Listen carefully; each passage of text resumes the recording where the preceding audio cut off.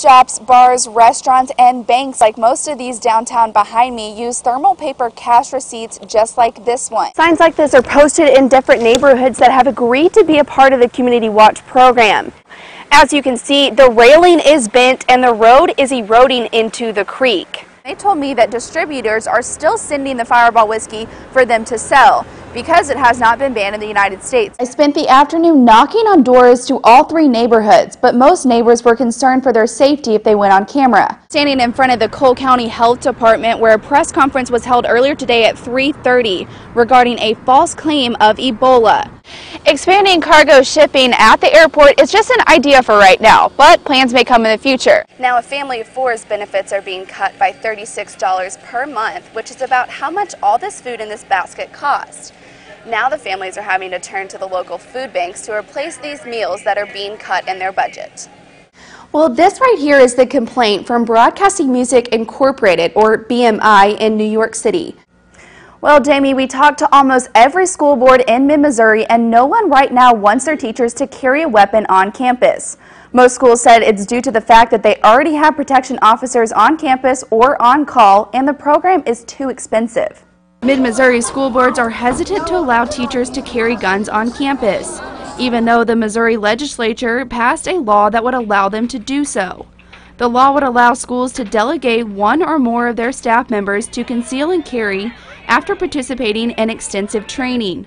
Although the bill was voted on and accepted, it does not require schools to adopt the idea. Legislature's credit, they allowed each individual school board to make decisions based on this bill. If a school decides to train a teacher, they must hold a public meeting regarding the decision and then request training for the teachers through the Department of Public Safety. Now, these are the training requirements right here. Teachers must have 112 hours of training by the Department of Public Safety or have 600 hours of prior law enforcement training to be able to carry. Once the teachers are trained, they must keep the weapon concealed at all times, and they have the power to detain and arrest like any other law enforcement officer. Most schools we talked to, however, already have a law enforcement officer, security officer, or resource officer on call whom they trust to protect the schools. He is rehearsing a school shooting every day. Every day he comes here, there's a shooting in his mind, and he is reacting in his mind all the time. Another reason some schools aren't arming teachers is the cost of the training. It will cost more than $17,000 to train 2 teachers or school employees. We don't think that's a good use of our taxpayer dollars and our teachers. And we believe that teachers were hired to teach, not to protect our schools in that regard. Most schools also have other safety measures to protect their students, including buzz-in systems, intruder and self-defense drills, and protection training. So they don't think adding more guns is necessary. We've actually had safety devices in place for several years now. The buildings both of the buildings you have to be buzzed in. Both secretaries in this building have a phone that they can see the person on the screen. We are on constant lockdown all the time. One district that might add guns is the Columbia Public Schools, but they won't be arming teachers. The district is working on a new security measure that would include allowing their security directors to carry guns. However, the district was considering these measures before the bill was even passed. The role of an educator is to teach in class, and that there are law enforcement officers as well as our safety and security officers who are trained to handle those types of crisis situations and trained to handle a gun in an appropriate atmosphere. As for the new law, no school has asked for training yet, but some say this does not mean they won't in the future. I can see both sides of the coin. It's just not right for us at this point in time. To see what school protection plans are in your kid's school, visit our interactive map at KMU.com. You'll be able to click on each district and find out if they responded to our calls and reasons for not allowing teachers to carry. I'm standing in front of the Rustic Road Bridge, which is narrow and is actually rusting in some parts of the bridge. Now, to make matters worse, the alternate route, which I'm standing on right now, flooded this morning, causing some parents to have to keep their kids home from school today. Neighbors have been complaining about this bridge for about 3 years now, and some are worried that their concerns are not being heard. People here say the Rustic Road Bridge is in need of a makeover. The bridge currently cannot hold more than 3 tons, which is about 3 pickup trucks. Last year, the county put in a temporary bypass to please people nearby. However, this road is now flooding, making the bridge the only passable route.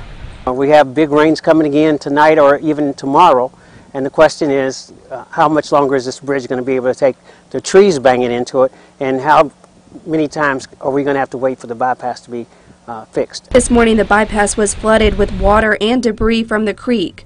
School buses will not go over the bridge or through the bypass, so people who live past the bridge must take their kids to the bus stop each day. We have to get up early, take our kids to the top of the hill for the school bus to pick them up. Then we have to leave work early and come back and pick our kids up at the top of the hill and bring them back home. Although the road is said to be under city maintenance, the Boone County Resource Management is taking the lead on the project. But after 3 years of planning, neighbors are beginning to worry about the bridge staying put. Now, as you can see, the railing to this bridge is already dented and the concrete is already going into the creek, making residents on the other side of the bridge feel like this bridge is unsafe to pass. I spoke with the chief engineer at Boone County Resource, and he said the bid was put into MoDOT earlier this September, but they have not heard anything back yet. Residents hope construction will begin soon before more flooding. In May, KMU8 reported that this was going to be one of 2 bridges that will be rebuilt with the geosynthetic reinforced soil technology. But as you can see, that has not happened yet. Reporting live in Columbia, Meredith Miller, KMU8 News. Teachers promoted or fired based on student standardized test scores and contracts not exceeding 3 years. This could be the future for Missouri teachers if Amendment 3 passes. A petition that received enough signatures in August put the amendment on the ballot. The amendment states that schools will no longer be able to give teacher contracts that exceed 3 years, which affects teacher tenure. Currently, teachers receive tenure after 3 years of work, but this would not allow for tenure anymore. The other major change for teachers says that teachers could be promoted or fired based off a standardized test they must give their students. Educators in the classroom would be held, would only be able to be evaluated through a 3-year cycle at the minimum or at the most, and then you also would have children who are taking multiple tests to prove the worthiness or not worthiness of that educator in that classroom. The amendment states the test must be approved by the Missouri Department of Elementary and Secondary Education and must include objective content that can produce quantifiable data to see if the teacher is doing his or her job. Any school district that receives state or local funding must get state approval for a evaluation system that's based on objective standards which aren't defined in the amendment, using data that's not defined in the amendment, but it must be tied to student performance. The results of this test can determine whether a teacher is hired or fired, whether their contract is modified, or if they will be placed on administrative leave if necessary. Now, this is the amendment right here, and as you can see, it is not very long. But this one-page document can mean a lot of changes for local teachers. Now, there have been a lot of supporters and opponents for this amendment, but one of the biggest controversies has been money. The majority of the monies is coming from a local community.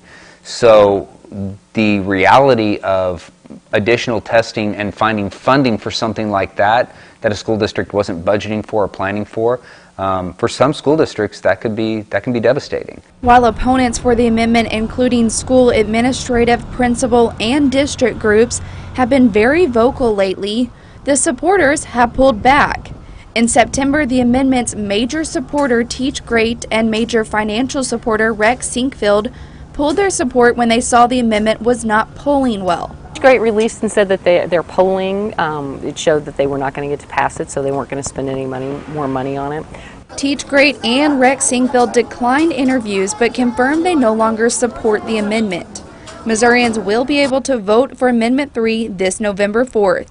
Meredith Miller, KMU8 News, Columbia.